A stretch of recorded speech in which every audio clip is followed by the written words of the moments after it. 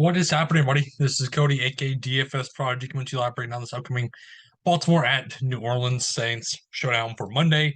Before we get ahead, like wonderful me, definitely subscribe to the YouTube channel, as a ton of y'all know. We have a huge 15 gamer for NBA tomorrow, so I figured this is a good time to take a break on NBA for tomorrow. Um, Tonight looked good for NBA, but the last couple nights are kind of all over the place. But we will be back at it again on Tuesday. So I figured let's just focus on this showdown for NFL because we have injuries that are definitely going to take an effect on how we go about our lineup. Um, so let's start off with New Orleans. So no Michael Thomas, Jarvis Landry is questionable. That's gonna kind of play a big factor. So Alvin Kamara 17,000 in the captain, 11-4 in the flex. I like this spot for Kamara. I think this is a good spot for him. He's kind of the main beneficiary of how this team is looking so far.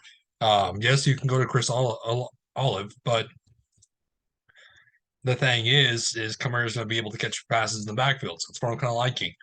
Chris Olave, 8-6, a hefty price to pay for Chris Olave, but then again, he's seeing targets, 7 targets, 14 targets, 6 targets, 7 targets, 13 targets.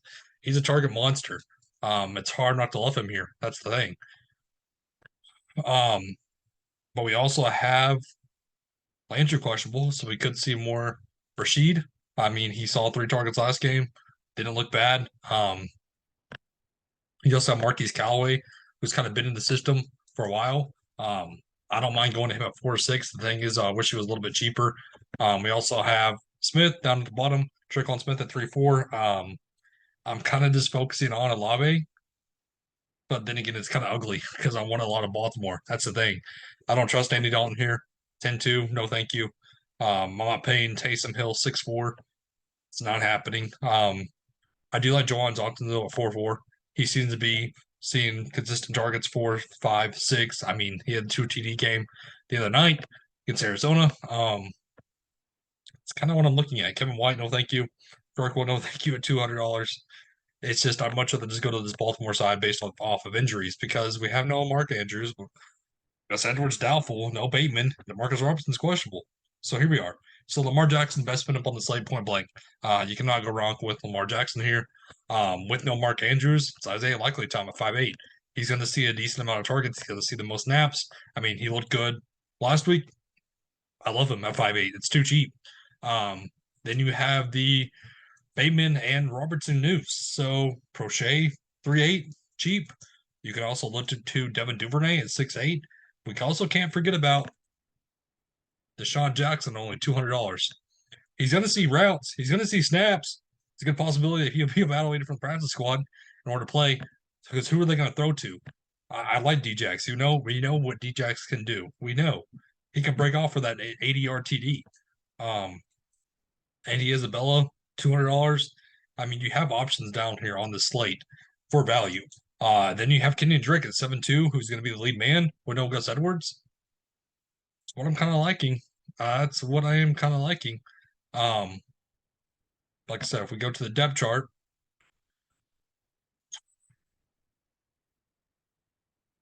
do you trust Justice Hill? Because I don't. I certainly don't trust Justice Hill whatsoever. So it's Kenyon Drake time at 7-2. I like this spot for him also.